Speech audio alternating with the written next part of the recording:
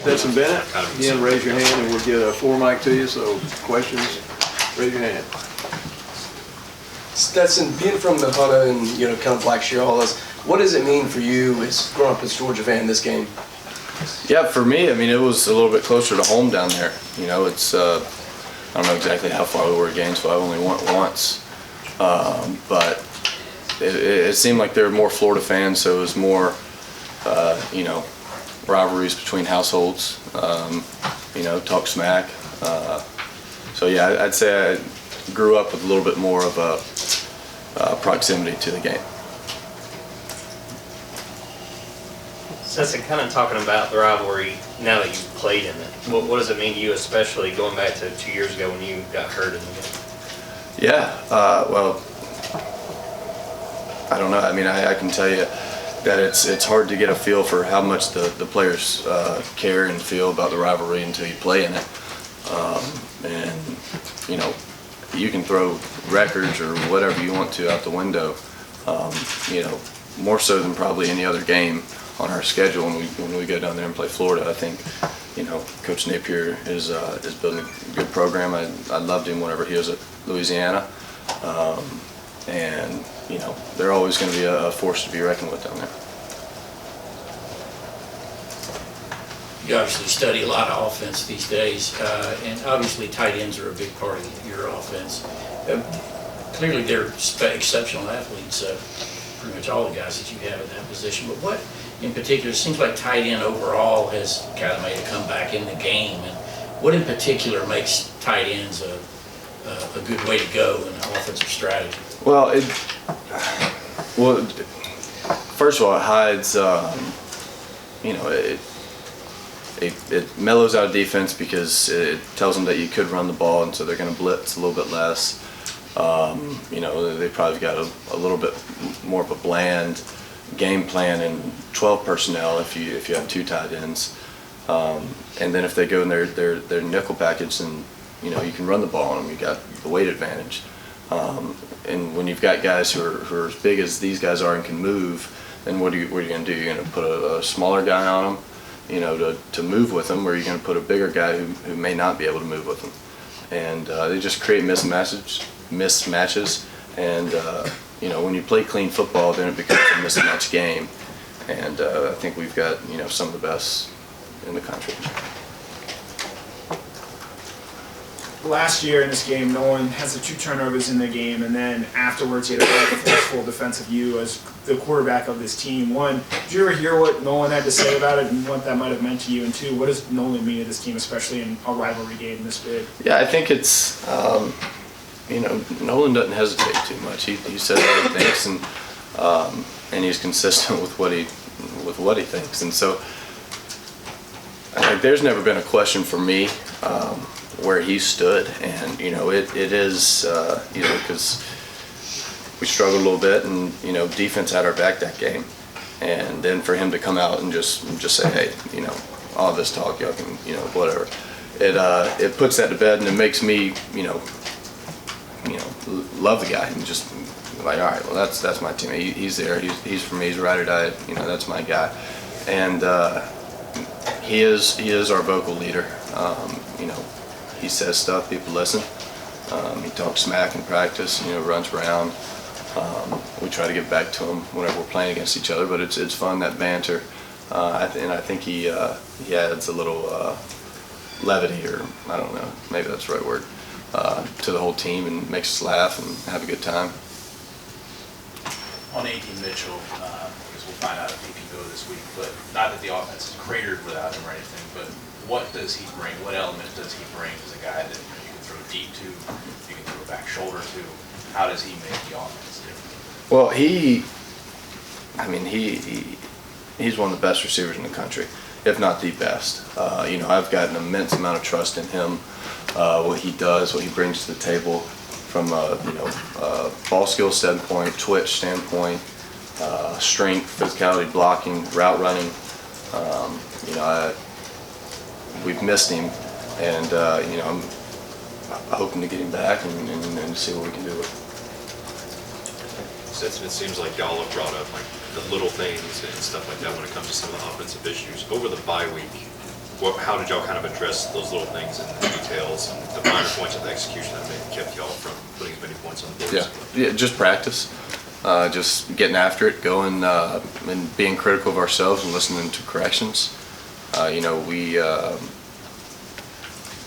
It's always been said that a player-led team versus coach-led team is better. And I think that's because you keep guys accountable. It's easier to talk to them. It's easier to get things to do things the right way.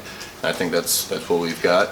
It's not just the coaches telling us that we need to fix things. It's us going in the film room after practice, before practice, looking at the script, knowing what we have to do, and then when we don't do it, then we can go fix it.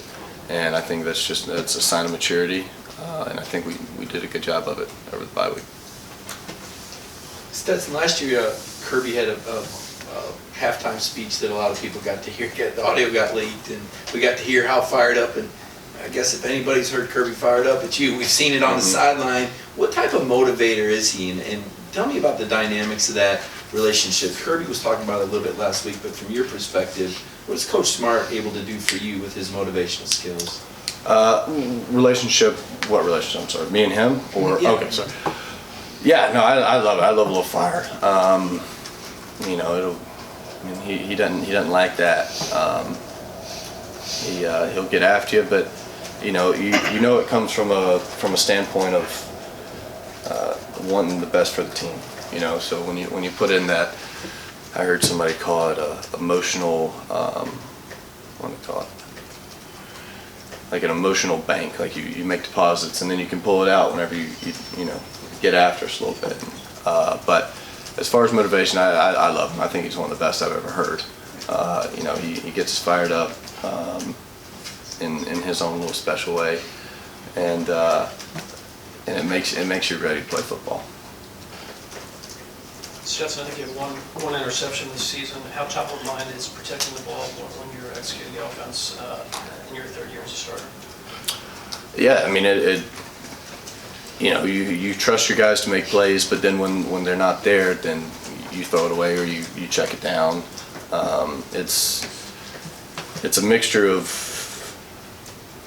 being smarter and also just smarter with the ball, being more careful with the ball, but also just knowing your receivers, knowing what throws you can make as well.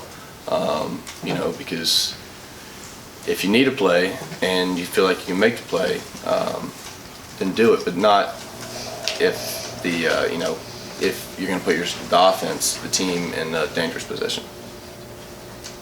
Stetson, football has a way of doing this, I guess, but you mentioned Coach Napier earlier in your relationship with him. How strong did that relationship get? It's well documented. You had a chance to play for him whenever you got the chance to play here. With him, with Coach O'Hara, how well did you get to know those guys, and how hard was it to tell them, I'm not going there, I'm coming here? Yeah, no, I mean it was extremely hard. There's a few schools like that. Them and Samford was actually probably my toughest one.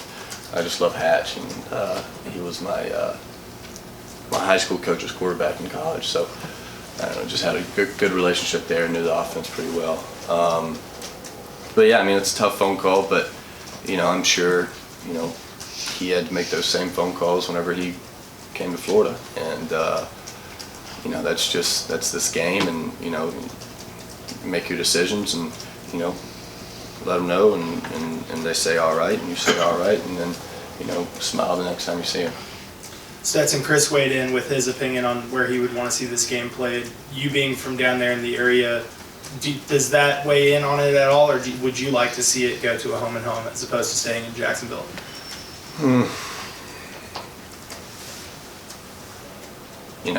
The grass is always greener, but I don't know. It would be cool to play in Gainesville. It's hard to say. I don't really know exactly what that would mean for Jacksonville, Athens, Gainesville, the city, and all that stuff. But it would be cool to play down there. But as far as permanently, I don't know.